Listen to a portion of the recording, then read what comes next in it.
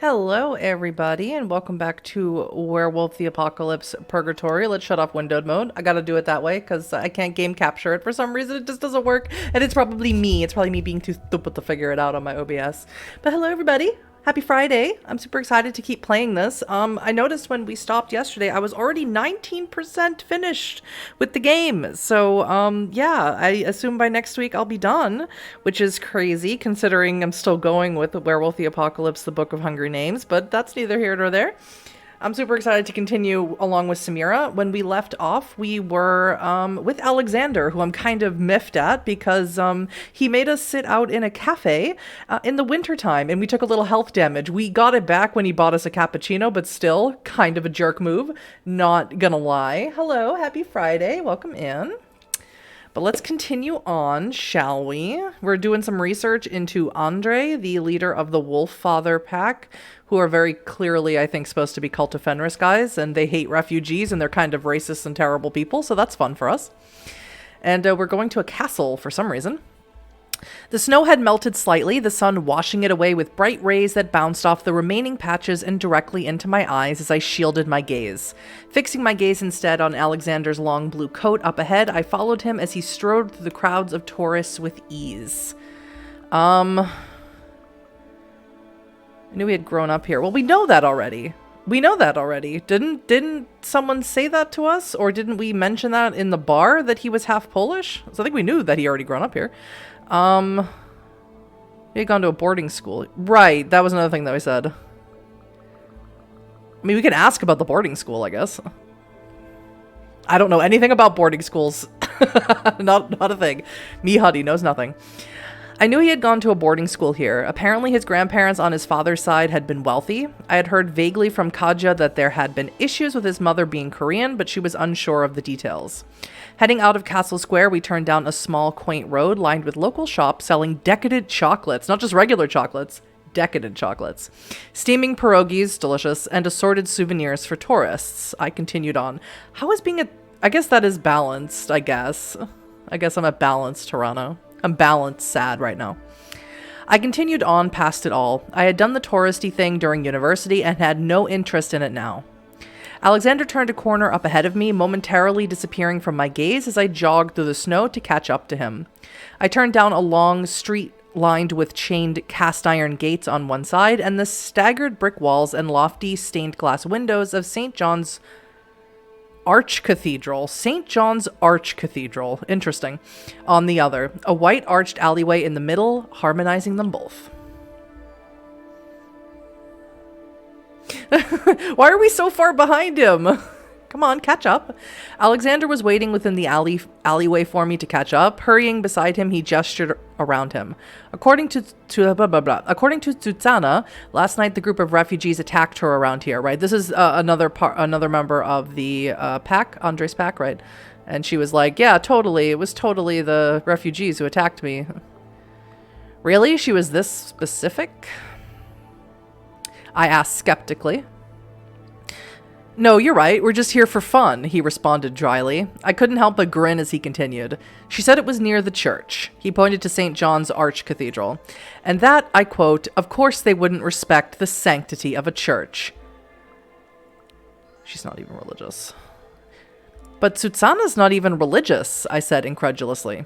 Alexander sighed. Yes, but you have to understand that for many of the Polish Garu, we grew up going to church, and many of our human parents still follow the religion. So even if we don't believe in it, we still tend to respect it.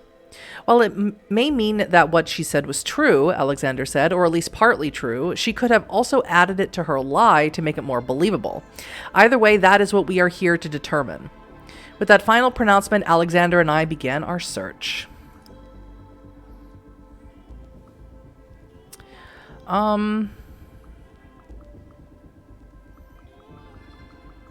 Yeah, technology. I searched for security cameras. No, let me do it. I know what technology is. I looked around for any security cameras nearby that may have covered the area, but to my dismay, but not surprise, there were none to be found. As usual, out of luck. Sadness. Sad. Be sad. Alexander and I continued examining the alleyway for clues. I kept searching. Although we continued our search, there seemed to be nothing further to find. Suddenly, I already regret not going with the goth girl. Suddenly, Alexander held up a finger to his lips before pulling me out of the alleyway and behind one of the open black gates. What's going on? I hissed quietly at him, glancing past his tall frame back down the alleyway. Alexander leaned down, whispering next to my ear. I heard someone coming. A Garu. Let's wait.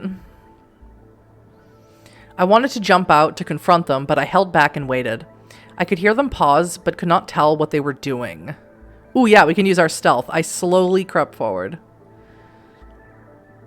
I slowly crept out from behind the gate, hiding behind a sign placed upon the road. Peering around the corner, my eyes widened as I saw Tsutsana standing at the end of the alleyway and pulling out her phone to answer a call. I strained to hear, but she was too far away. I waited. The conversation appeared terse. Eventually, she shoved her phone back into the pocket with an irritated growl before heading further down the alleyway. Ooh. Alright, let's move back a little bit so she doesn't see us. I stepped back, but the movement must have caught her eyes as she started peering in my direction. Whoopsie, not as stealthy as I thought. I step out to confront her. Whoopsie whoopsies. As she clocked me, her features froze in almost comical look of surprise. Is that surprise? I guess. I held up my hand in a mocking wave. Hey, Tsutsana, how have you been? She looked taken aback, glancing back down the alleyway as if considering whether to bolt.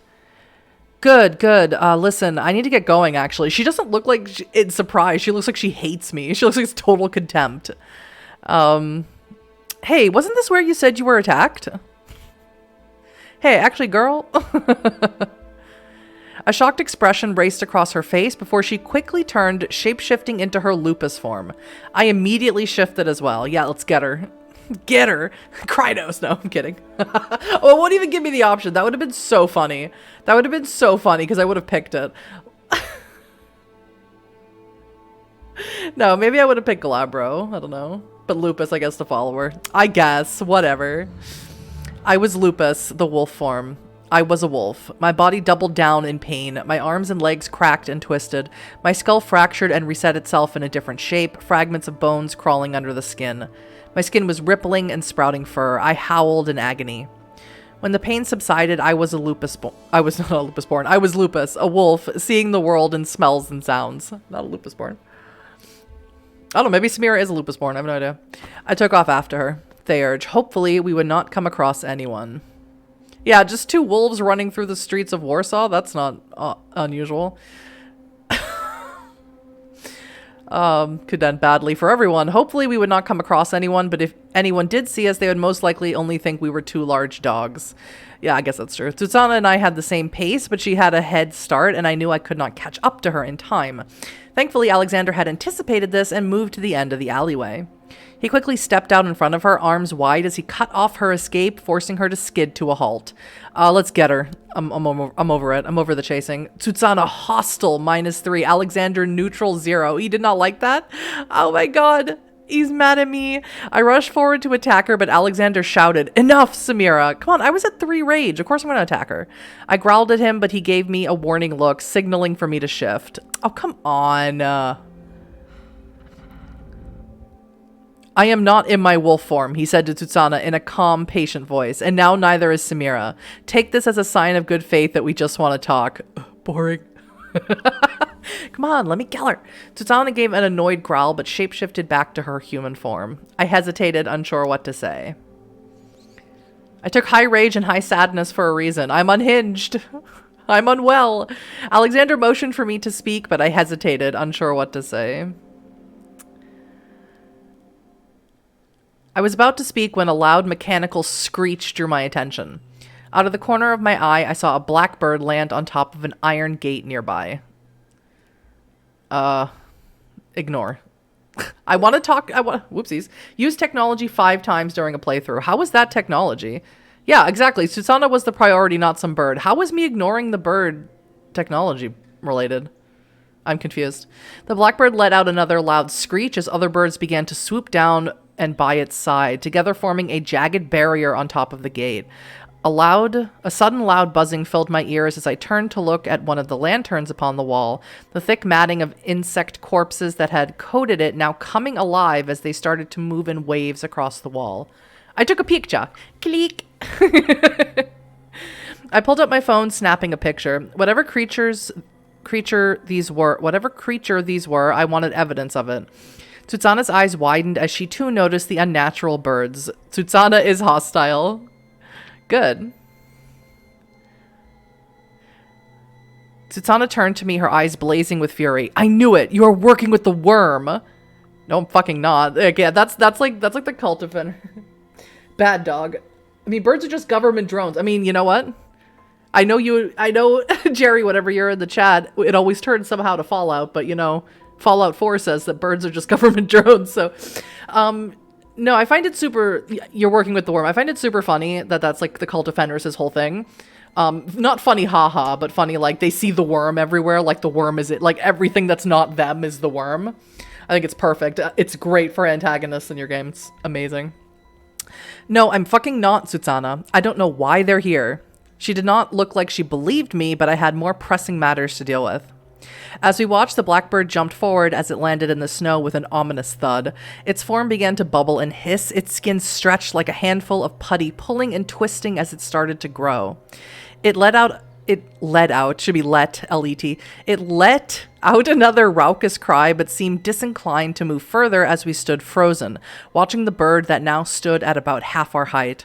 Its bare chest exposed bleach-white ribs from which bits of flesh hung, the mark of a scavenger pack. These banes often appeared as packs of emaciated and possessed animals. They then sought starving humans who in their desperation ate the creatures. So what the hell were they doing here? That's terrible. That's awful. Sorry, that sentence conjured an image that really took me aback. I mean, the werewolf, the banes in Werewolf are really messed up. Like, some of them are really messed up. I mean, I love it. That's gross, and I totally need to use that in my chronicle. Oh, sick. I'm gonna ask Alexander, because why would I ask Tsutsana? Birds of Bialvisa. Alexander noticed that several of the birds in the scavenger pack were only found in the forest. Okay. I asked Alexander. In a quiet whisper, he responded, I'm not sure, but something is odd about several of them.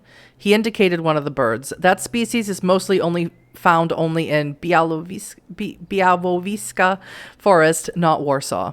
Before I had time to wonder at his ornithological knowledge, the birds began to screech. The blackbird's claw... Yeah, see, I shouldn't have had me unshapeshift. The blackbird's clawed yellow feet dug into the snow as its head twisted unnaturally to the side. A single eye fell from the socket as it dangled grotesquely from a bit of flesh. The other birds began to caw loudly behind it as we tensed, preparing for battle. All right. Okay. So we have Lupus, Hispo, and Glabro. I think I do Glabro. I was Glabro, the near-human form. I felt my muscles spasm as they rearranged themselves. My jaw cracked and my mouth filled with blood. I clenched my fists and claws drove into my palms. When I rose, panting and sweaty, I was more than human. I was Glabro, wolfish, strong, scary. Yes. That's gross, and I totally need to use that in my chronicle, yeah. I mean, that happens to me a lot when I see something, or like even just watching media outside of World of Darkness, that happens to me all the time. My form ripping with frenetic energy, I faced the scavenger pack.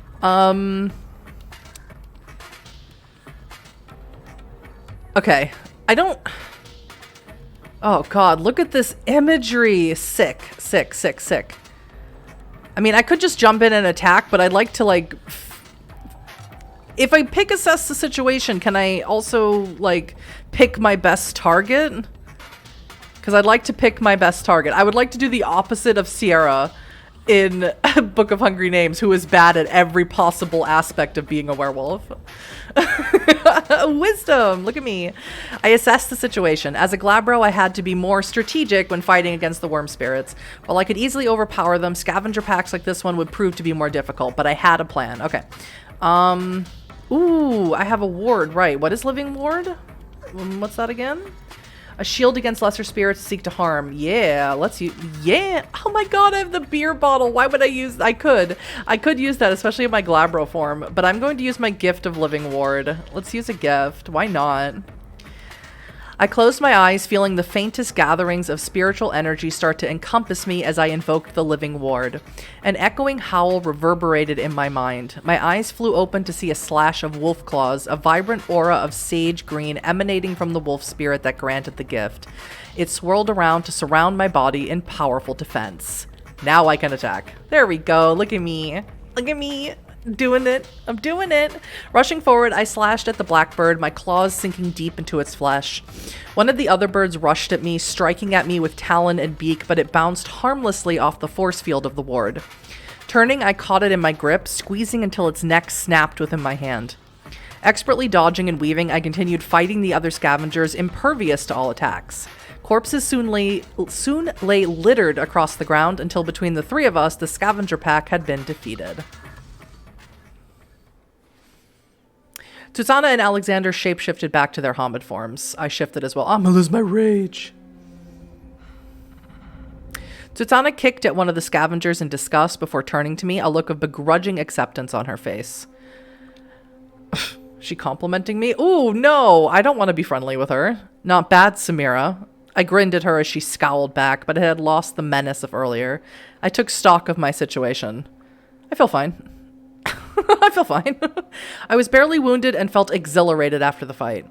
After she readied to leave, Tutsana paused, turning to face me. She threatened. Yeah, go ahead. Threaten me. Andre's plan. You found a new clue for Alexander's investigation. Threaten me. I want you to. You can be sure that Andre will hear about all this, Samira. Tell him. Go and tell him. He's got a plan to keep your kind out, so you had better watch your step. I was not sure if this was a threat or a warning, but before I could ask, she had turned on her heel and left. Well, that was certainly more eventful than I was expecting. Alexander's low, dry voice echoed from behind me as I turned to face him. Glory. I grinned at him, the thrill of battle still coursing through me as we shared a moment of understanding. No, my sadness. I should have said I felt like shit. As soon as I thought about it for more than half of a second, I was like, I should say I feel like shit so it makes me sadder. Whoopsies. Yes. They just want some worm bread. Yeah, I know. That's what we should have done, is given them worm bread. Lots of maggots in it. Sierra's so bad at being a wolf. Like, she isn't even... I know. Sierra's not even depressed. Sierra's not even a little bit depressed. Sierra's too... But I say this with all the love of the world because I love the character of Sierra. She's too dumb to be sad, I think. I think she's too dumb. Which, like, bless her heart. I felt lighter than I had in a long time. Alexander turned suddenly somber. However, Tutsana's mention of Andre's plan was concerning, to say the least. I'll discuss with Ilona, but we may need to investigate further. After we had cleaned up the birds, dumping their bodies into one of the nearby bins, Alexander said his farewell, heading off to the cairn to inform Ilona what had happened. I headed back through Castle Square to Kadja's flat. The evening sky was suffused with floral tones of pinks and purples, white clouds daubed across it. I don't know that word. That's a cool word. Reminding me suddenly fiercely of home. I stopped to stare. I did not quite have the enthusiasm of the other passers-by who had stopped to take pictures, but I felt something in me unknot nevertheless. No. I want to stay at a permanent state of sadness, but not, I mean, that would be full-blown Hirano and I'd lose my wolf, but you know, as close to that as I can. I resumed walking, the events of the day playing over and over in my head as I analyzed every movement, every word, every new revelation. The sunset dimming as the night sky began to sweep over the horizon, and I felt my steps unconsciously turning in a different direction. Uh-oh. Let's not do unconscious things. Necropolis. Velveteen darkness filled the streets, Luna high overhead as in my imagination she began to speak to me. Neither encouraging nor deterring, Luna's light seemed to radiate with a reluctant acceptance of my actions as I ducked through the darkness and light of the moon towards the necropolis of Warsaw. At last, my destination came within sight. Oh god, I can't say this. Powazki Cemetery, the old necropolis of Warsaw. Is this where... No. Never mind. It stretched wide over several blocks of the city, surrounded by a wall of the same red brick that characterized much of the city's older architecture. The corner I approached was embellished with blind arcades flanking a black cross, over which could be seen the marble and granite crosses and statues that topped many of the graves. Walking past the imposing white Gothic church, I neared St. Honorata's entrance. The black iron gates were framed by white marble, the left side guarded by a statue of presumably St. Honorata, herself holding a shield and a sword encircled by a snake. An odd choice for a cemetery, I had always thought. Unfortunately for me, the iron gates were already firmly locked for the night. Not that that would stop me. Oh, that's pretty. Let's check for cameras again. It made us sad before. Let's see if it'll make us sad again. I checked for cameras, noting there was one atop the wall as I surreptitiously moved away. Once out of sight, I hoisted myself over the fence into the necropolis. Even during the day, this place felt odd, as if the dead had overtaken the life of the forest, or the forest had grown up around the myriad of graves. The vibrant, breathing life of the forest felt like a cruel mockery of the mortals that now lay interned at its feet.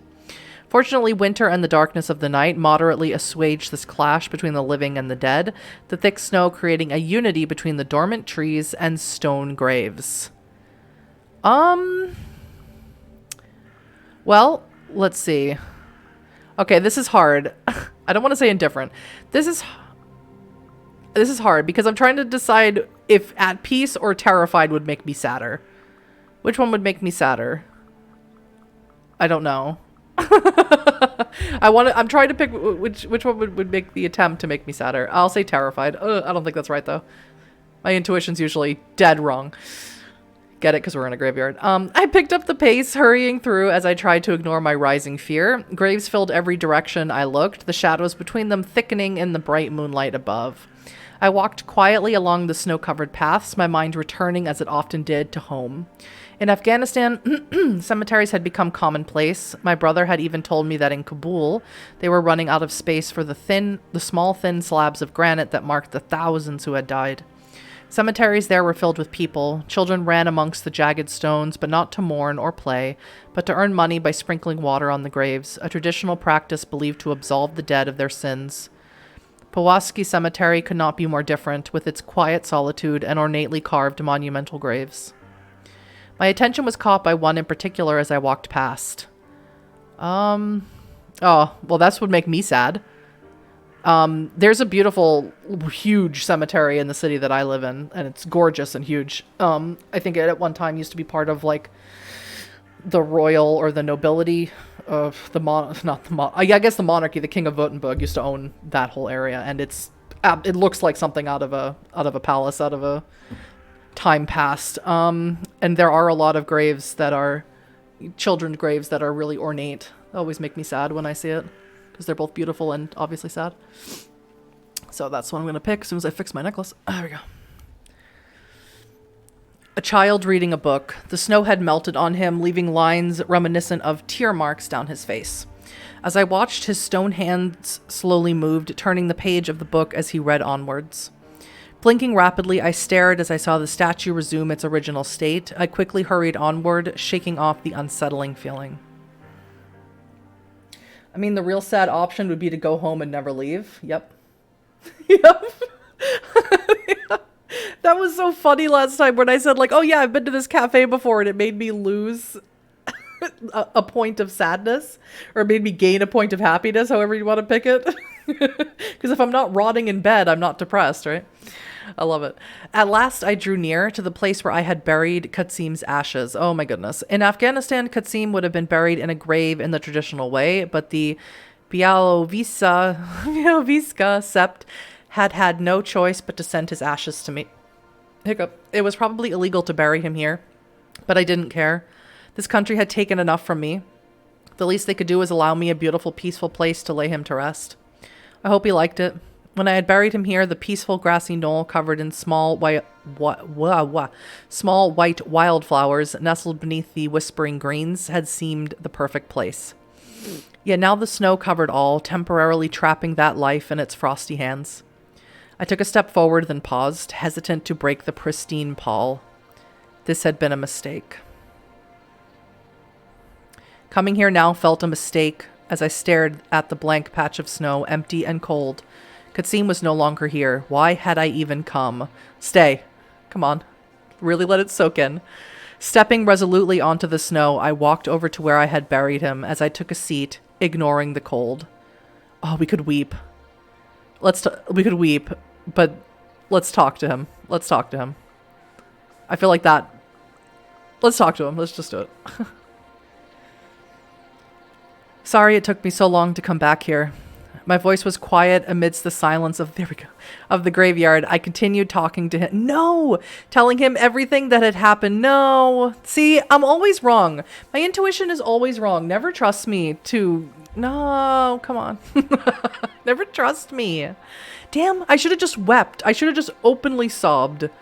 Because... You know what the problem is? I overthink everything, right? So because for me, I'm not a big crier, right? But like when I do feel the need to cry and I cry, like I feel better afterwards. So I was thinking, I'm dumb. That's why me and Sierra get along so well. We're the same wavelength. I felt calm, as if the words that had flowed out of me had carried some of my despair with them. At last I got up, wiping the snow off of me as I headed back through the cemetery. Samira is much deeper and more, you know, spiritual and connected than I am. She's so much better than me. So much more emotionally intelligent than I am. Oh, God. Retracing my steps, I felt my pace quicken as an eerie oppression filled the cemetery. The dark trees with their dead arms, stark against the light of Luna, bent threateningly inwards as if trying to clutch at the bone-white snow-covered path that stretched ahead in a seemingly endless line. I quickly looked away, focusing instead on the stolid stone gravestones. Rukhsar Emrani, 1970 to 2001. Why was there an Afghan man buried here? My astonishment grew as I read the names on the other graves, all people from my country. A chill shivered along my spine as I read the names and dates. 1960 to 1979, oh, only 19 years old. 1980 to 1992, 12 years old.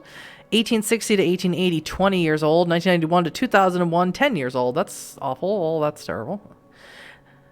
The casualties of the wars brought by the British in the 19th century, the Soviets in the 20th, the Americans in the 21st, repeating endlessly upon the gravestones of jagged slabs that covered the necropolis in rolling, dusty hills. I looked quickly back to the path, trying to regain reality, but it had disappeared. The dark trees now dripped with shadows, their thick, petrified branches crowded to a mere arm's length away. The white of the path up ahead had become consumed by an inky black darkness that suddenly raced towards me, reaching up, grasping at my arms, obscuring my vision till all was dark. Oh no. Then a sudden blazing white as I blinked against it. I stared around blankly at the truck back I sat in, wedged betwixt other women and their children as we rumbled closer to the border between Afghanistan and Iran. Samira, how much further? Kasim asked quietly at my side. Soon. Oh, God. Soon, I lied to him. I understood his frustration. We had already begun traveling for weeks on a journey that had begun, in turn, weeks before that. Started from the moment we had heard that the American government had left our country, abandoning us to the Taliban. Although the Panjshir Valley had been free from their rule during their first invasion, we knew it was only a matter of time before they would come for us. And so they had. Our sept had scattered, some to fight, some to ask for aid, some to leave to join septs elsewhere. I had wanted to fight. But Katsim was the only non-Garu of our sept, and I had felt responsible for him. My older brother Tariq, who was residing in Kabul, had wanted Katsim to come to him. We could be feisty. I had ignored his order. Tariq, neutral. Oh, God. I had ignored his order. He was probably furious, but if it meant Katsim would be safe, then I did not care. The days had melded into one on the journey from our village to Herat, the smuggling hub. I had talked with the other women during the trip, listening to their stories. An early marriage. Violence of an early marriage. Ooh, got wisdom for that for some reason.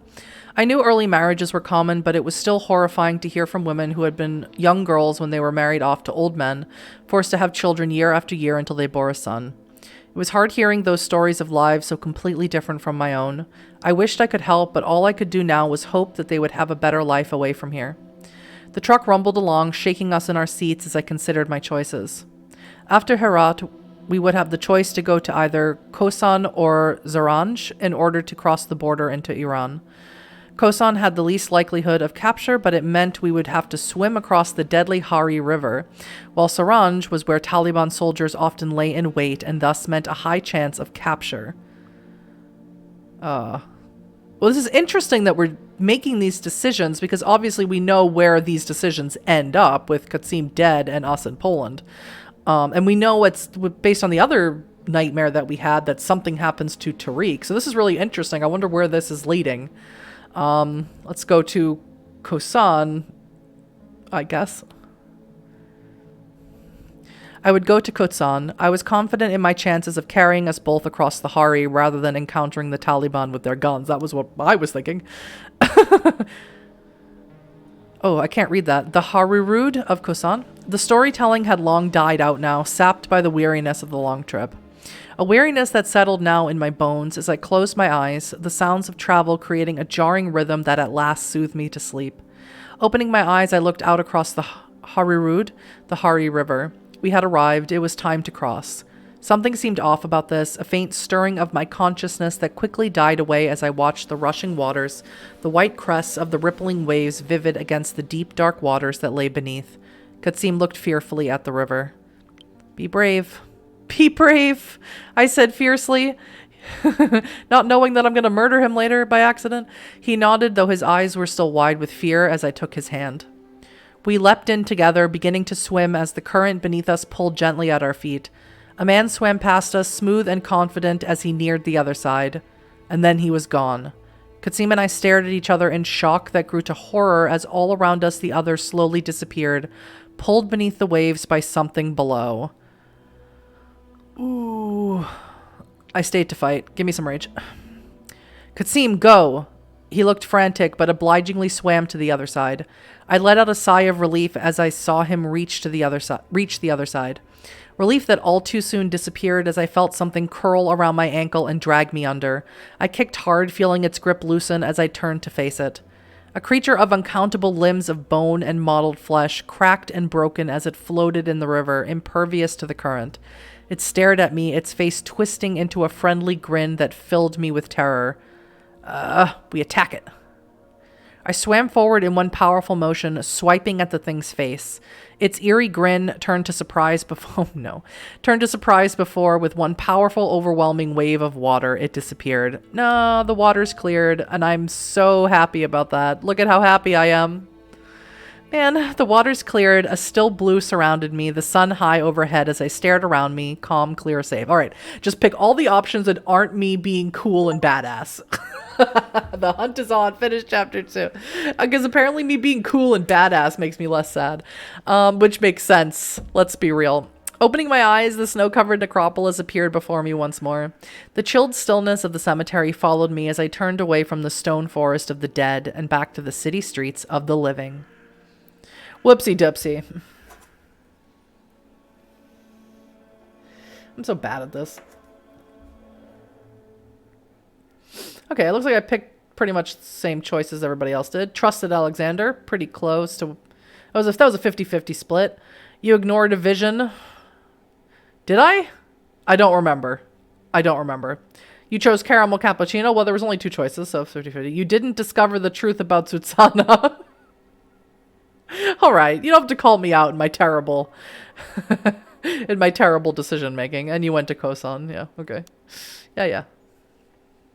Infiltration. Despite the unsettling dreams of the previous night, my body at least had felt refreshed upon waking, thanks to the powers of the Garu. Pa-pow. Thanks to Gaia. I had woken up with my wounds from the day before healed. I didn't take any wounds, did I? I reread Kaj's note that she had left on the counter for me as I hurried across the city to meet Alexander, the early morning gloom feeling even more somber than usual. Moot tonight at the cairn. Hope you can make this one. Maybe I was reading too much into it, but her phrasing of this one seemed a bit pointed, which was perhaps fair considering I had been absent from the moots since my return to the city last autumn, a fact I am sure had only served to increase my popularity amongst the other Garu. My mind wandered back to my university days and the moots in Warsaw I had attended during that time.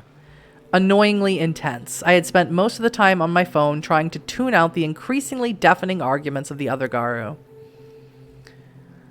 Our moots in Afghanistan were of a different affair. Although every Garu had a voice regardless of age or gender, the deeply ingrained hierarchy of respect still marked our meetings. Warsaw style fits me better.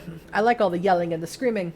We've done 2 chapters in as many streams. You're going much faster. Yeah. Well, Book of Hungry Names, there's a lot to go through a Book of Hungry Names. Kyle really made sure that there's a ton of content in there.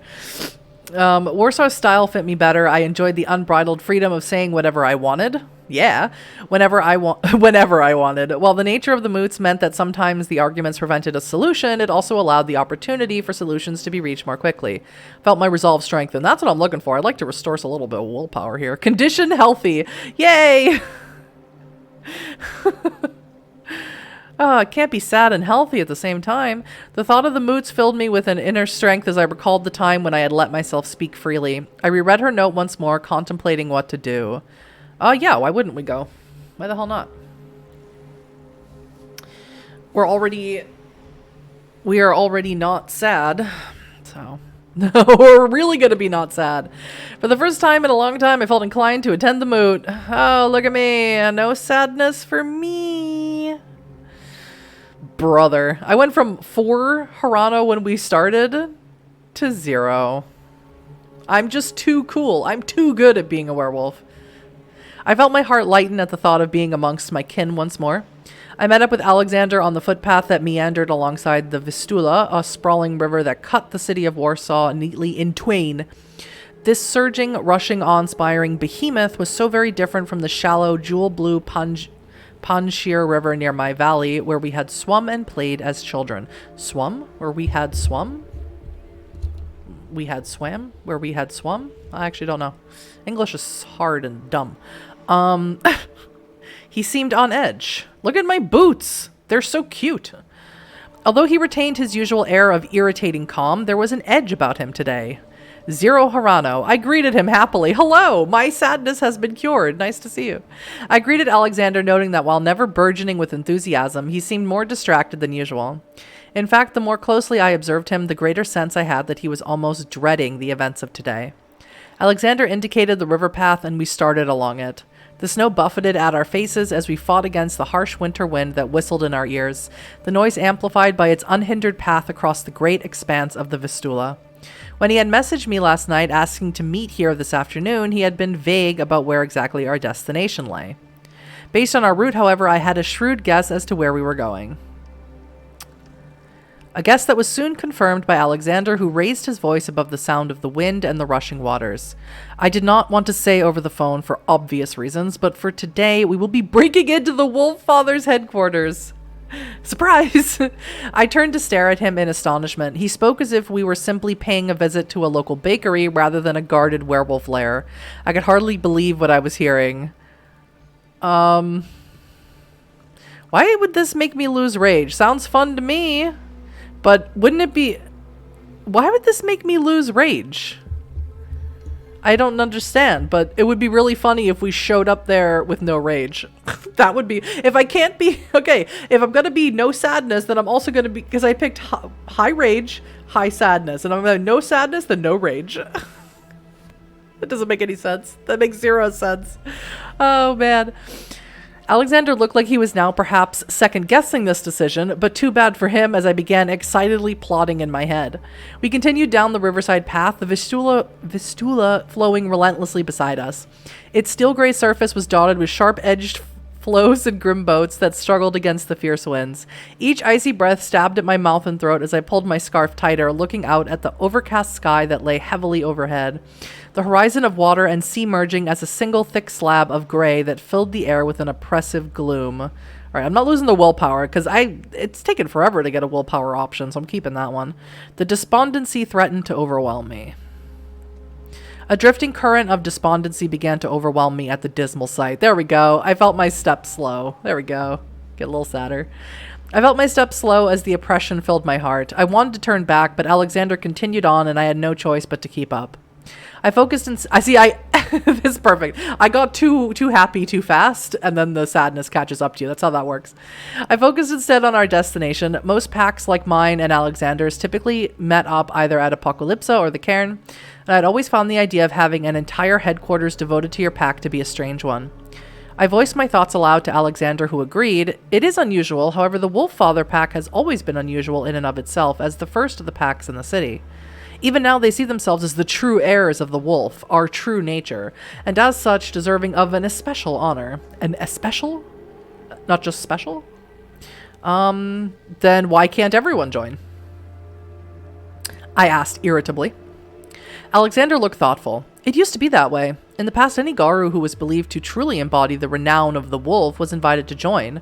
His expression hardened. While that has not technically changed, let's just say that the invites are only ever given to a certain select few. I recalled how when I had first come to Warsaw and sought to join a pack, the mourning Wolf Father had not even been mentioned as an option. Later, I had noticed that while there were invites given, they only ever seemed to go out to Garu who were also white and Polish. It was unfair, it was racist. We were all of the wolf and everyone deserved an opportunity to at least join their pack. Had swum is right, even though we have swam too. I'm sure this is a poet's fault. Yeah, probably. I'm guessing I'm not angry about having this dump on me out of nowhere. Huh. I get what you're saying, Jerry. I still think I don't get it because I'm dumb in real life. I don't know. It just seems odd. Seems like an odd placement for me. It was unfair. We were all of the wolf and everyone deserved an opportunity to at least join their pack. As we talked, the path carried on alongside the storm-eaten river, past the shadowed forms of skyscrapers, reclining against the backdrop of the pale gray sky like geometrically inclined behemoths rising from the earth. They too, however, eventually disintegrated to nothingness by the clouded skies as the smooth asphalt and footprint-marred snow turned to fresh powder and sharp-edged gravel that caught at our feet like stone teeth. God, what a great description. Fantastic. Woo! This is their headquarters? It looks like garbage. Why? Oh, this is not their headquarters. This is just a random building. Okay, never mind. As we neared the city's edge, a derelict, crumbling skyscraper of raw concrete rose high up on our left, its facade fallen away to rest in jagged piles at its feet.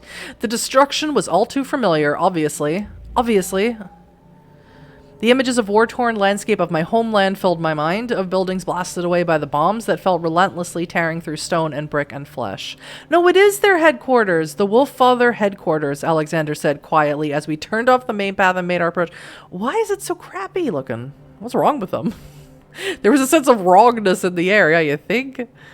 Oh, God. A spiritual unease that I could not quite put my finger on. The ground floor consisted of smooth walls of concrete that stretched up nearly 2 floors in height. I wondered if perhaps it had originally been intended as the grand entrance of a corporation. The first floor above it was dotted all along with square windows, broken glass lining the interior like a frozen set of clear teeth. There are 2 entrances on the ground floor, Alexander explained quietly as he pointed them out. A front entrance guarded by Andres Garu and a smaller, locked side entrance. We could also climb the walls up to the first floor. I assessed the options at last, making up my mind. Oh yeah, what do I have? 0? 0? Indicates this choice is available because of your current stats. 0 what? I don't have 0 anything. Ain't got 0 nothing. I don't know what that's for. I'm gonna pick it though. I'm gonna pick it though, even though I haven't like at 0 anything, because I just want to see what it is. Because you got me curious now. I'm curious like a cat. I'm curious like a dog. Wait. We will go in through the side entrance, I said decisively. The time for action was now. Look at how cute I am. The cute little boots and cute little hat. Samira's adorable. I love her so much. Now that that decision has been made, I felt a sense of empowerment. No time for thoughts, only actions now as we hurried forward. We snuck around the side of the building, the concrete walls the same monotonous gray as the jagged piles of broken bricks and concrete that lay at its feet. I was skirting around one of the towering piles of rubble when I caught my foot on something and began to lurch forward. Just in time, Alexander grabbed my arm, leaving me suspended in midair, staring down into the eyes of a dead man. I felt sick. Yeah, sick and sad. Is there a 0 thing here? I'm 24.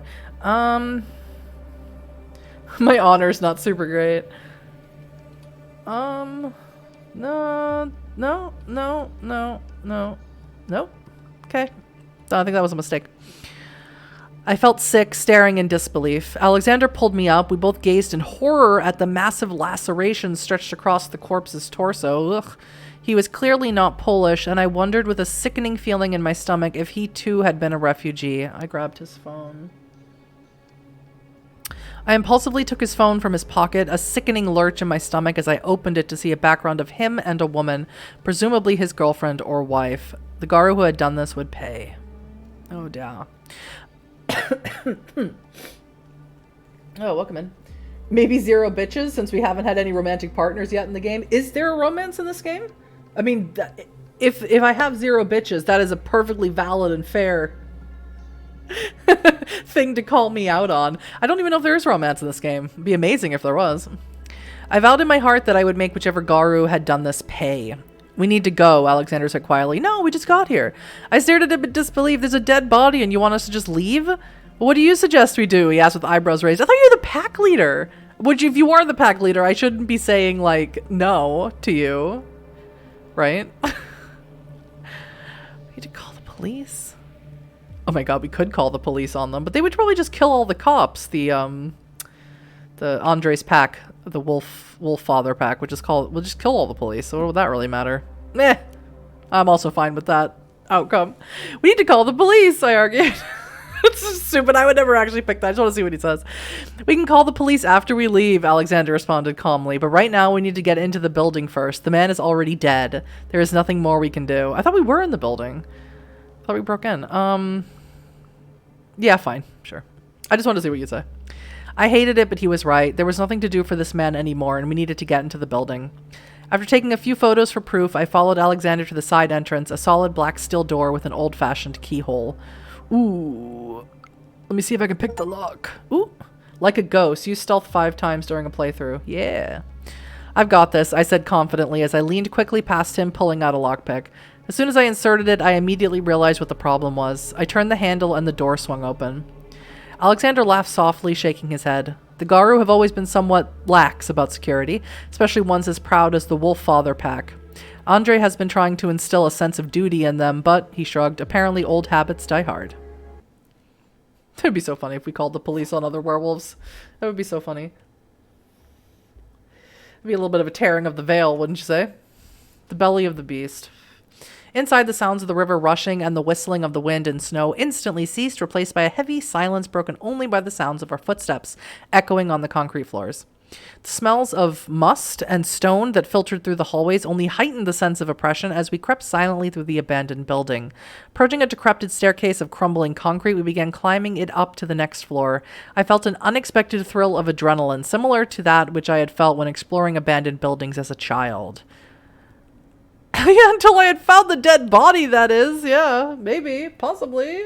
Only a 0 would choose this option.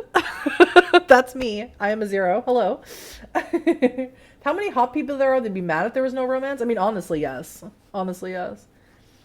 I think it was rule number 3 of the litany. In times of war, thou shalt report any crime to thy local authorities. I just think it's so funny. It's an option. So I do that in the Book of Hungry Names as well. If there's like an option that seems like particularly out of left field, I have to pick it just to see what happens. That's sort of my thing. Just to see what happens. Call Wolf Cop. It's perfect. It's absolutely perfect. After growing up in the midst of war, corpses were unfortunately nothing I had not seen before. Yet in the serene Panjshir Valley where the Taliban had not yet reached, I had felt safe. Until the dried bones of the corpse had greeted us, the flesh picked clean by wild animals, this gruesome find had forced me back to the reality of my nation and how it had been torn apart by the wars of the world. After that, I had stopped exploring. The memory made me falter. Ooh, I'm so close to hitting 5 Hirano. This is perfect. Perfect. Going into the headquarters of a wolf pack that's obviously our enemy. I mean, we haven't declared them so, but they obviously are. 5 won't be able to change to Krynos or Hispo. It'll be perfect. Let's do it. I felt myself falter at the memory even now, despair filling me as the oppressive silence of the building grew. Alexander led us up and up to the higher floors, apparently confident of where we're going. Remember when we started this? When, like, right before we were like, we showed up to meet Alexander by the river, and we were like free of depression, and we were like, hey man, yeah, totally, let's go to the headquarters. And we get to the headquarters, and then we're like super sad again. The whiplash, the emotional whiplash. No wonder no one wants to be my friend or romance me. Yeah, how does Alexander know how to go around here so well? Hey, Alexander, I said, instantly lowering my voice as the sound amplified, echoing in the empty rooms. Are you sure you're going the right way? He was silent as we walked through the shadowed corridors, the sounds of the snowstorm outside occasionally emitting its fury at being barred outside as we passed by open windows. At last he answered, truthfully, I have been here before. When you were dating Andre, you mean? Dun, dun, dun. I know, he said something. We said something about Andre at the cafe, and he said something or made a look, a gesture that indicated they were exes or whatever. When you were dating Andre, you mean? I said matter-of-factly as he swiveled his head to look at me in shock. I quickly explained, I've heard rumors.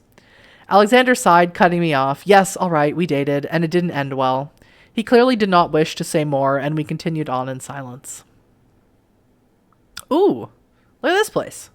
Look at this graffiti. Look at the wolf and the claws, like glabro hand claw things. That's great. The rubble of the... They're so talented. The rubble of the lower floors eventually cleared. The Nazis are so talented. Placed by clean, swept corridors, I shivered in the wind that wove in now through the broken windows, gliding across the floors to wrap around us. After reaching the top of yet another staircase, the chill was abruptly replaced by an enveloping warmth as we were greeted by a hallway of startlingly modern furnishings. We had reached the heart of the Wolf Father headquarters. The concrete here had been covered with white paint, upon which swirled a cacophony of graffitied images. Faded depictions of nature had originally covered the wall, but now they lay beneath new, fresh drawings. Terrible. Terrible. I see we are still on the depression speed run. Yeah, I'm trying. I'm trying. Breaking into a hostile area, now is the perfect time to spill the tea. I mean, isn't it? When else? I mean, because you could die here, so when else? If not now, when? Bringing the exes tied to bad memories, great dating. Yep. Yeah. It's the most surefire way into someone's pants, I've been told. In the middle of the Worm's labyrinth. Okay, so kiss, marry, kill. Me. That's me. That's totally... In any game I'm playing, that's totally me. Like, yeah, the world's coming to an end. But seriously, did you date? Ooh, the city in flames. Who drew that? Who drew that? A clash of reds and oranges created the roaring flames as a clear depiction of Warsaw burning. I assumed it represented the events of World War II, but as I looked closer, I recognized with a sickening lurch the streets of today. We crept forward cautiously when suddenly the faint sounds of a man's voice could be heard echoing through the halls. It's Andre. It's my ex. Alexander whispered in my ear. They must be in a meeting, which would explain why the halls are so empty. Well, while they're... Okay, we could stay there and eavesdrop on them, or we could continue looking through while they're busy. So let's keep looking. I have stealth. I took stealth as a skill. We took advantage of their absence to explore the Wolf Father headquarters. I have stealth and I have a phone. I could take pictures. Right to Andre's room. Boom. Let's go. See if he has any pictures of Alexander in his room. What kind of room is this? Okay, emo boy, calm down. We should search Andre's room, Alexander said, heading off down the hall. Does Andre talk about me? I don't think about him at all. Oh, we set off. God. We set off through the meandering corridors till we reached a room Alexander indicated was Andre's. Darkness enveloped the room, illuminated only by Luna's light that streamed in harshly past the curtains that attempted to block it. Alexander flicked the light switch next to the door as I stared around at the room. The bedroom was mostly empty with only a few sparse furnishings, including an old-fashioned four-poster bed in one corner, a black bookshelf against the wall, and an ornate mirror. I mean, I love it. I would love to have this bedroom, but also I hate him, so I have to make fun of him where I can. Why does Andre live here? Such a good question. I thought he was like rich or whatever. It's important to know our allies' emotional concerns. Monster Prom? I'd play Monster Prom. Breaking into Andre's room with his ex is a power move, right? Right? I thought so. Why is Andre living in an abandoned building? I thought his family was well off. Alexander shrugged. They are, but he wanted his freedom from them. What was that? What is that sound effect? Why? He also wanted to be closer to his... Why is there a horse? He also wanted to be closer to his pack. Originally, it was so if they had any problems, he could be on hand to help, but now his expression grew clouded. Now I fear it is more about maintaining control. I'm missing you at all. Missing you. I took a few steps, debating where to investigate first, when the curtain across the window swayed as if by a breeze, as a creature abruptly materialized from beneath them. It stepped out of the shadows as I stared in shocked surprise at what appeared to be a small horse. Daddy, buy me a pony. Its coat a liquid coal black. Another soon materialized by its side, the twin of the first apart from its coat of effervescent silver. Horsies! No. That's what Sierra would say. Horsies! Alexander, the horses have arrived.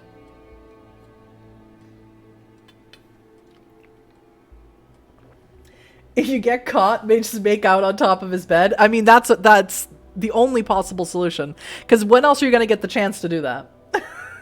that's the last-ditched effort. Rehab was supposed to be a fresh start, spirit horseman. Alexander, I said out of the corner of my mouth, there are horses here. Which is a weird sentence. He turned around confusedly, his eyes widening as he saw the pair. Tarpons, not horses. All right. All right. Actually, spiders aren't bugs. They're arachnids or whatever. That's what you sound like right now. Now I don't want to make out with you on top of your ex's bed. Alexander corrected absent-mindedly, keeping a steady eye on them. Oh, sorry, my bad. Tarpons. I responded sarcastically. So what on earth are tarpons and why are they in this room?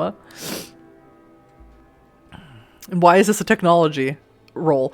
I suddenly recalled reading about them. There had been a short article in a Poland forum I followed about these creatures. Really? The tarpons had once resided in the Bialowiska forest until the late 18th century when they went extinct, which begged the question of what they were doing in Andre's room now in the 21st century. I mean, when you're depressed, I guess you'll do anything to pass the time. The tarpons are echo spirits, Alexander explained quietly. They required a pact? Don't most spirits? Echo spirits could occasionally be persuaded to share the memories of the extinct animal they embodied, but in return they required a pact that action would be taken to perpetuate the memory of their kind. They were adept at detecting unfaithful promises, and I wondered how Andre had managed to persuade them to stay here. So what do we do about them? I murmured. You've encountered them before, right? I asked out of the corner of my mouth, to which he nodded. You and Andre? You and Andre encountered them before?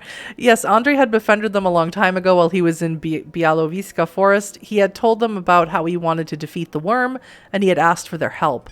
The tarpons began to seem annoyed by our presence, fair, as they shook their heads violently. A shudder suddenly ran through the bodies of the echo spirits as their hair began to rapidly shed, and their flesh disintegrated until all that remained were skeletal figures of brittle white bones. What? With another violent shake of their skeletal heads, they transformed back to their tarpon forms, the black and silver of their coats somehow even more vibrant than before. They took a menacing step forward, but Alexander stepped in front of me, holding up his palms as he spoke gently to them. Whoa, we're not here to cause trouble. My mind was blank. No thoughts, too sad. Andre was capable of keeping the spirit of an extinct animal, but not his relationship. Ooh, that's rough, buddy. That's rough, buddy. Alexander turned to me, motioning to back him up, but all I could do was stare at them. I struggled to think of anything to say, but my mind remained blank. The tarpons grew increasingly restless, as if sensing my Hirano. No. I felt helpless. I'm not losing my willpower. It's too hard to get back. There was nothing I could do but stare helplessly at them. The tarpon before me whinnied loudly as its eyes blazed red and it reared up to attack. The tarpon with the black mane charged at me and the other at Alexander. I thought it said... I jump out the window. That's what I thought it said. Oh my god. I'm still gonna pick it, but I would have picked it instantly if it said I jumped out the window. Great. Now you gave the horse depression. Good job, Samira. Good job, Samira. Oh, God. I leapt out the tarpon's way as it barreled down on me. It instantly turned, racing back at me. I dodged once more, leaping back out into the corridor. As it crossed the threshold after me, it let out a loud whinny of distress before abruptly disintegrating into dust. Its silver-maned twin gave an echoing cry in response before it too disappeared. I stared for a moment in shocked disbelief at the space where they had just stood. Andre must have somehow tied them to this room so that whenever they left, they would return to the Umbra. At least I hoped that's where they had gone. Calling Alexander back, he returned to the room as I explained what happened. I'm sorry, I'm really sad right now. I'm like abundantly sad. Oh my god. Mirror, drawers, bookshelf. Books. Let's do books, because we could take books. We could steal if we have to. There had been... Ooh. Noises. There had been several Garu in times past, Galliards usually, who had wished for our stories to be immortalized in the written word, hoping that these works would then make their way into the hands of newly changed Garu. To keep our existence secret, however, they had altered the stories by changing names and places and had passed them off as works of fiction. Andre's shelves contained many of these books, including a few of my favorites. Love and Lust in Luna's Light. No, I'm not going to say that. Oh, God. Why does he have this? Oh my god. I'm missing you at all. The Trials of the Moon. A research book that listed the phases of the moon and its effects. While many regarded this as a work of mythological fiction, we Garu knew it as a detailed analog of the auspices. As my eyes roamed the shelves, one book in particular caught my eye. An antique.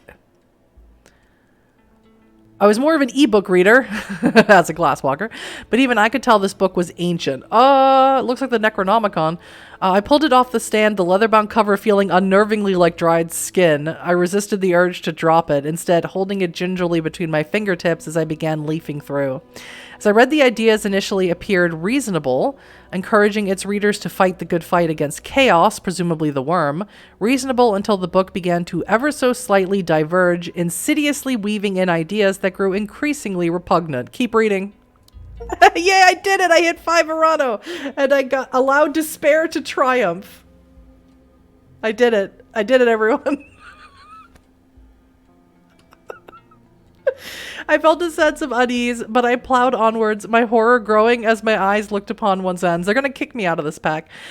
For this is our path, the true path. We seek to rid this world of the vile worm once and for all. We seek to take up the mantle of the Garu and fulfill their true purpose. We seek to take up the fight of Fenris. I closed the book and exhaled slowly. I knew of whom they spoke. 50 Shades of Gaia. Yeah. That's sort of what it sounded like. It's too corny even for me to pick that one. I mean, what harm has ever come from reading a book? You're wonderful, Jerry. Absolutely astounding. Perfect. No notes. The Cult of Fenris. Dun dun dun duh. Many Theurgers viewed this cult striving to destroy the worm at any cost as having circled back to sowing the very same seeds of chaos that tried to destroy us. No!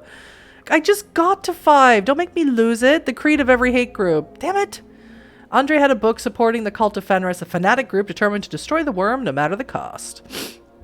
This was how hate groups across time had spread their messages, insidiously weaving truth-sounding lies with antagonism. In the end, all they truly spread was an illusion of stability built upon a foundation of victims. I took several photos of the book, then debated what to do with it.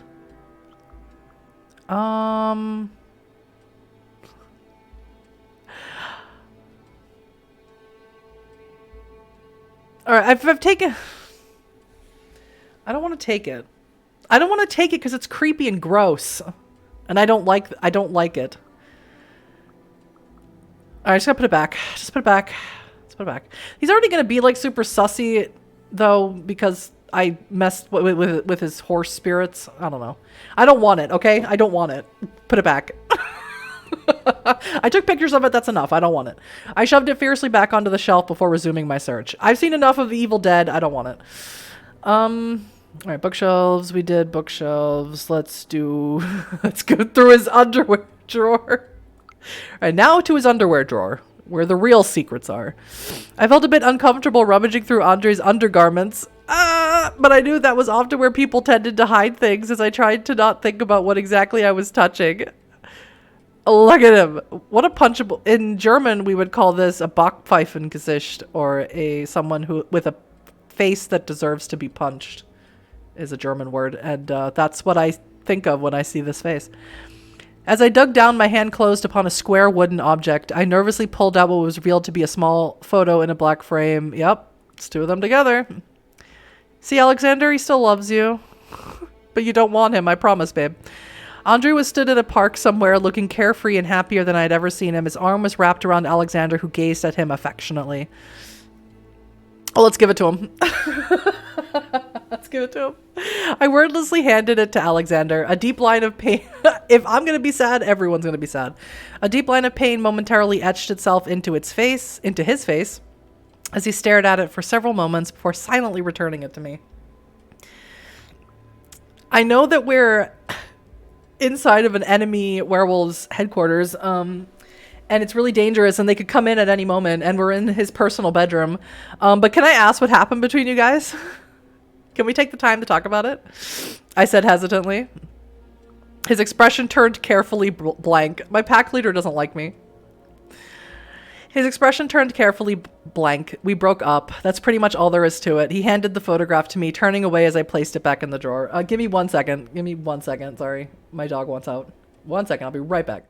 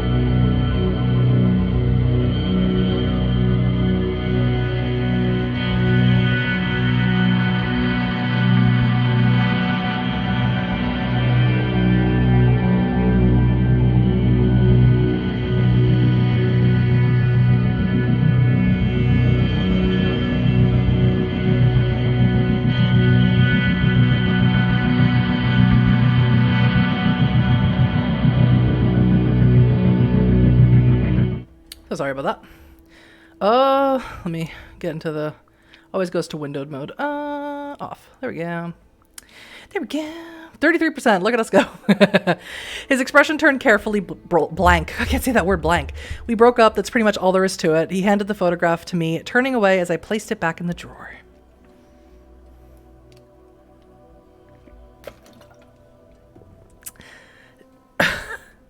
That's it? That's all we got from his underwear drawer? Well, I guess all that's left is the mirror. I guess we can look at ourselves. True reflection. I walked slowly around, but the bare furnishings of Andre's room gave little away. Oh my god, that's Alexander. Like, where did he hide his stuff in here when you guys were in here making out? His brow furrowed as he thought back. I didn't say anything, but I do remember him mentioning a secret chamber. What? I always thought it was just a joke, but perhaps there's some truth to it. Excitement filled me as I began searching the room for anywhere it could be. My search at last came to fruition when I was running my hand along the mirror's edge, feeling it give way.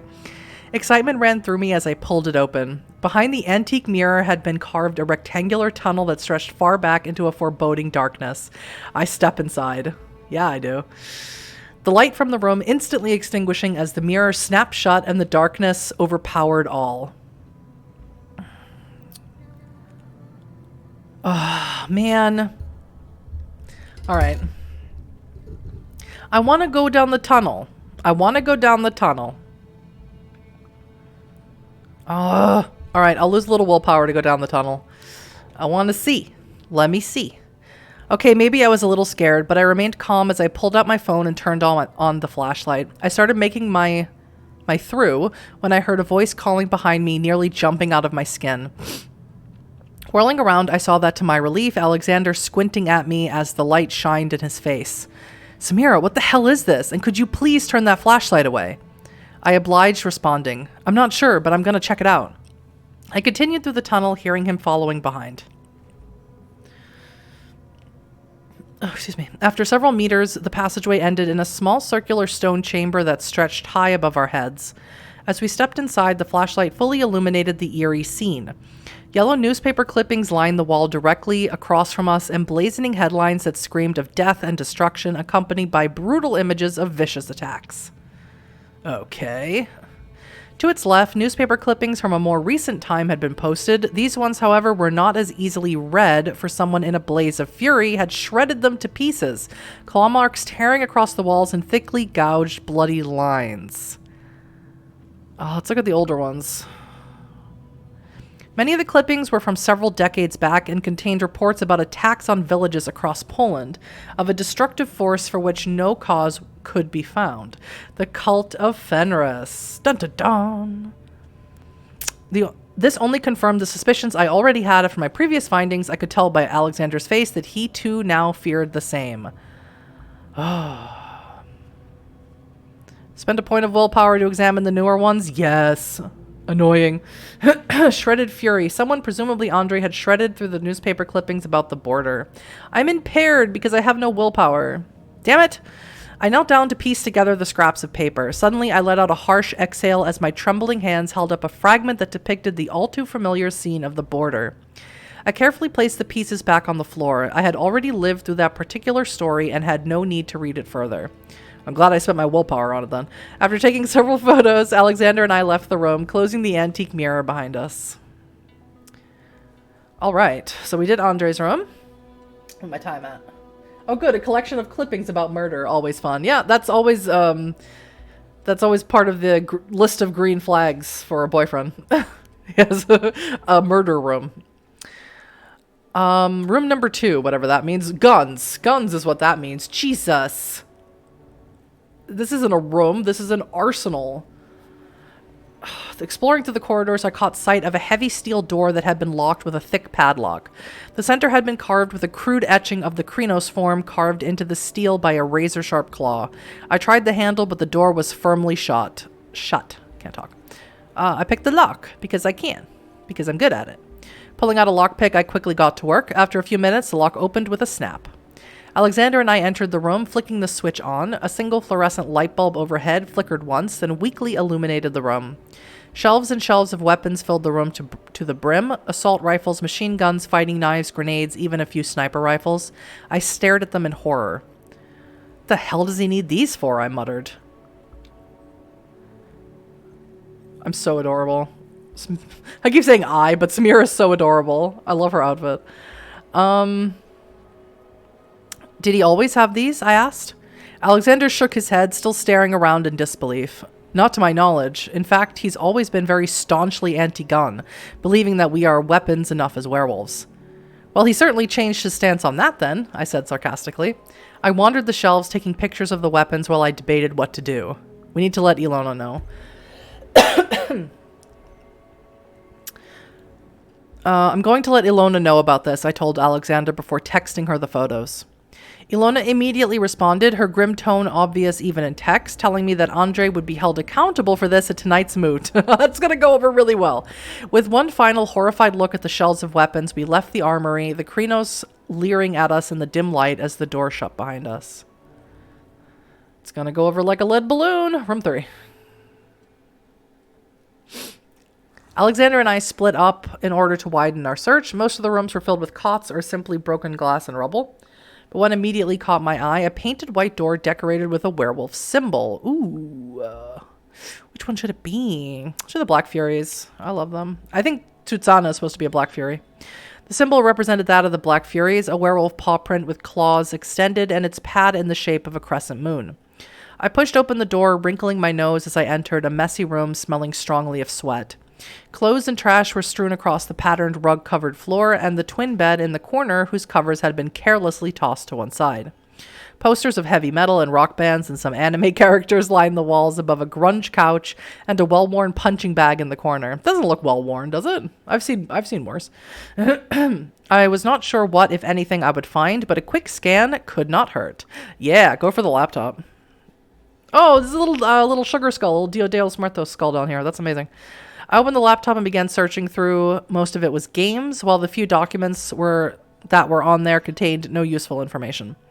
I really did not want to do this, but I needed information and was running out of time as I gingerly opened their internet search history. Oh, I don't even want to think about it.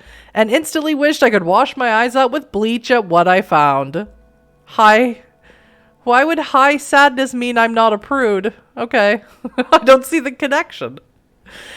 I wasn't a prude, and I certainly wasn't judging. Hell, I'd seen my fair share of things online, but this person was into some stuff that would make even a werewolf blush as I snapped the laptop shut. I decided what to do next. Whoever's room this was could return at any moment. It was best to leave while I still could. Yeah, obviously. Take the laptop. I mean, we could clean the laptop. We can't clean the Necronomicon. We had spent enough time here and needed to leave. I used my heat sensor. No, why? I know that they're in there. Why would I use it?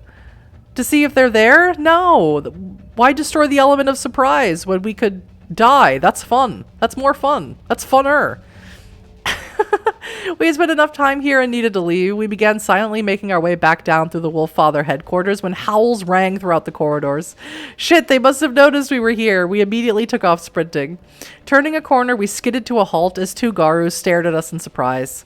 We had started to run the other way when one of them, a woman I recognized by the name of Anna, yelled, "That's them!" before shifting into her lupus form. Hispo, let's do it. Ba-bow. I was Hispo, the monstrous wolf form. I was more than a wolf. My spine cracked and twisted, my knees and ankles broke, and I fell on the ground. My jaw shattered and rearranged itself. My whole skin was on fire, rippling and sprouting fur. I howled in agony. When I rose, panting and spitting blood, I was Hispo, with strong paws, mighty jaws, and a mane of fur. More than wolf, scary and monstrous. I shapeshifted to my Hispo form, muscles ripping and fangs bared as I growled at them, a flow of primal energy rushing through me. I attacked. Incognito mode, people. No. You know, I have seen enough, like, statistics and studies and stuff, and, like, enough Reddit threads about, you know, like, girlfriends and wives finding out their partner's proclivities, to know that, like, that does not occur to everybody, Craig. It just doesn't occur to everybody, surprisingly. In a blur of speed, I launched myself at Anna, my jaws closing in on her muzzle as she let out a yelp of pain. The other Garu tried to stop me, but it was futile. I struck them with my enormous paw, watching as they hit the wall on the opposite side with a bone-crunching thud. Alexander abruptly appeared by my side in his lupus form, growling a warning and indicating the corridor with his head for us to leave. You always want us to leave! You're so lame, bro. Fine. I'll leave. I gave a growl of frustration, but knew it was wiser to follow as we took off sprinting down the halls. We leapt down crumbling stairways, taking them one at a time, at the howls of the pursuing Wolffather Garu grew louder and louder, closing in on us. I jumped out the window! No. I continued down the stairs. If I was in my human form, I'd totally jump out the window. That would have been so much funnier. Because I was scared of this horse spirits. The howls of the Garus soon filled the air behind, to our right, to our left, ahead of us as we continued racing down the stairs.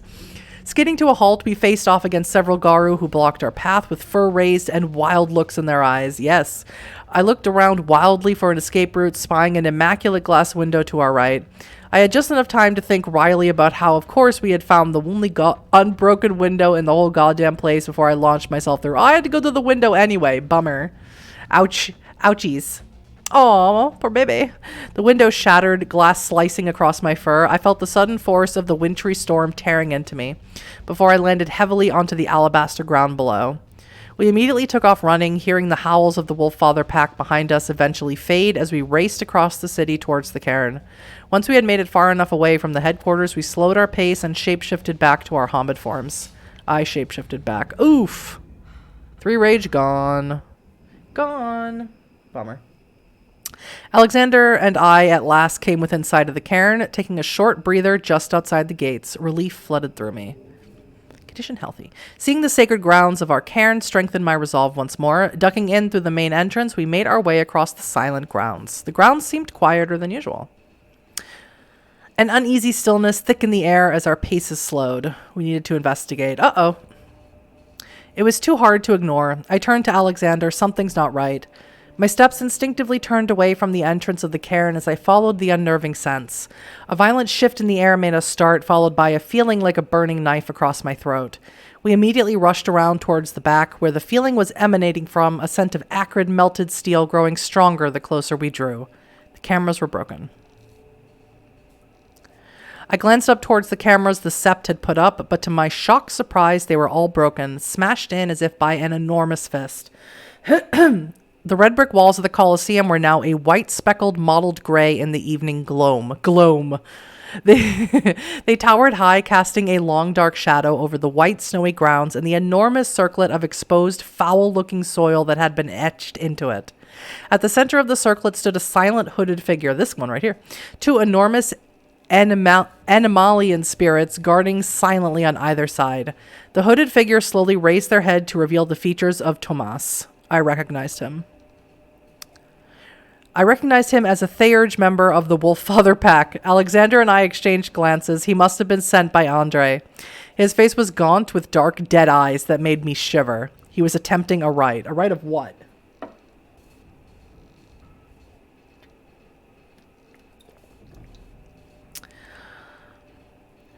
Tomas turned to whisper to the spirits by his side, a golden snake and a black bear. Ooh, they were elementals. I sensed they were elementals, yet those were spirits of Gaia, and I wondered why they were in the service of a man like Tomas. I tensed as Tomas turned his head once more to face us. Yeah, I attacked. Yeah, back to fighting, baby, with zero rage. I rushed forward, feeling a surge of triumph as I leapt from the ground to attack the Theurge. The spirits blocked my way. No, I thought it was going to give me the option to huck the beer bottle at his head. Ouchies. That hurt. In the blink of an eye, the black bear appeared in front of me, walloping me with a heavy paw. I flew backward, the breath knocked out of me as I hit the ground. The Theurge's eyes rolled back into his head as he raised his arms, intoning loudly in a strange language. From beneath the ground rushed forth a toxic cloud of black and white. Before we could react, it had surrounded us. I held my arms up to protect my face, briefly closing my eyes against the deluge. The sounds of snow, wind, and words abruptly ceased as I opened my eyes to darkness. A light in the dark. A calm, still void now stretched before me. I called out, realizing that wherever I was completely and utterly alone. No rage. I felt foolish for letting myself get sent here, but wandering around hopelessly would help no one.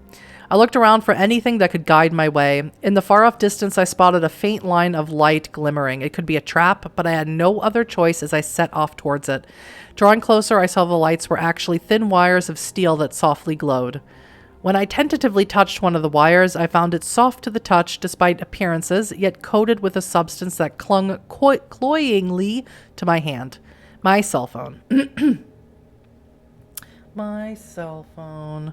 I belatedly remembered my phone and pulled it out. No service, not even data. This only confirmed my growing suspicion. Somehow, Tomas had sent us to the Umbra. The steel lines soon grew thicker, forming intricate patterns around me. I wove my way through them, careful not to get trapped. You are not part of the pattern. Oh, God. I whirled to face the rustling voice behind me. From the webbing of steel, an enormous mechanical spider emerged. Its many square-shaped eyes were illuminated with a violet light, every facet of them focused on me, a patterned spider of the Umbra.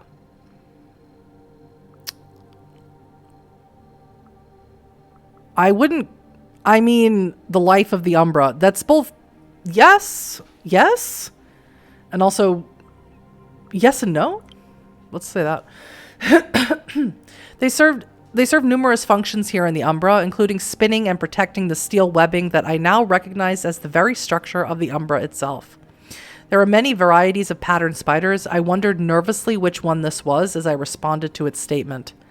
I'm trying to find my friend, I said carefully. We became separated. The spider regarded me, then began clicking its mechanical foot against the webbing as a tooth-rattling vibration filled the air. It tilted its head as if listening to something, then responded. Yes, there are two others who do not belong here. I blinked in surprise. One of those is my friend. I had a sinking feeling as to who the other one was. The pattern spider considered this. The other is also not part of the pattern. That must be the asshole who sent us here. That must be my friends and the person who sent us here, I said angrily. The spider's eyes glowed dangerously. Not a friend. I nodded, filled with blazing fury. Not a friend. An enemy. Enemy, they hissed, as I, too late, sensed danger. Enemies means destruction. Destruction means you are here to destroy the pattern. Uh-oh. Whoopsies. I made the spider angry. Okay, I'm gonna, right here, as soon as, okay, I'm gonna read this, and as soon as it saves me, I'm gonna stop. I'd like to stop, like, right before the spider gets me. I think I'm actually gonna stop right here, because I want to leave it as sort of cliffhanger until next week. See if the if we're gonna get eaten, killed by a pattern spider. That's horrifying, terrifying. I love it so much. It's amazing. Having a great fun time with this game. I'm sorry. I'm sad it's almost halfway over. But yeah, I'm super excited to continue it next week. Thank you so much, everyone. I hope you have an amazing weekend. I'll see you next Thursday for more werewolf stuff. And yeah, I'm stoked. I think we did a great job. I think we're doing really good. Really, really good. We got the 5 Hirano. We're doing it. We did the thing. 0 rage, full Hirano. We're doing amazing, everyone. Thank you so much.